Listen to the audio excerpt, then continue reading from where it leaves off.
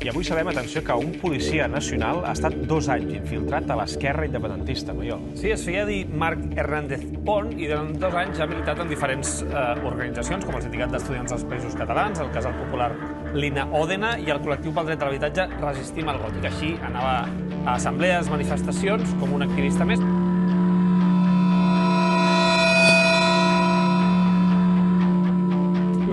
La informació inicial que ens arriba és a través del Sindicat d'Estudiants dels Països Catalans, que tenen una sèrie de sospites i d'indicis en relació a aquesta persona a partir d'unes assemblees que fan i elements de la seva trajectòria personal que no acaben de concordar.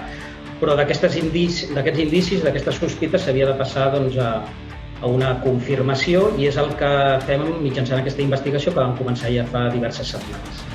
I el juliol es matricula a la Universitat de Barcelona. El juliol del 2020 es matricula a la Facultat d'Educació de la Universitat de Barcelona i el març següent entra a militar al Sindicat d'Estudiants dels Països Catalans. Veurem també aquesta imatge que publica en directe d'una d'aquestes activitats i, de fet, ell arriba a coordinar el nucli del Sindicat d'Estudiants dels Països Catalans al campus Mundet de la UB, que és on estudiava. Aquesta imatge, per exemple, és de fa molt poquet, del mes de desembre, quan es va presentar l'última vaga d'estudiants. Aquest agent infiltrat va ser identificat i multat pels Mossos d'Esquadra en protestes, concretament en defensa del dret a l'habitatge, i a més ha estat cursant estudis universitaris durant almenys 2 anys. I per tant, en altres, el que ens preocupa és fins a quin punt aquest govern d'Esquerra Republicana i Junts per Catalunya tenia o no tenia coneixement que aquest espionatge s'estava produint, que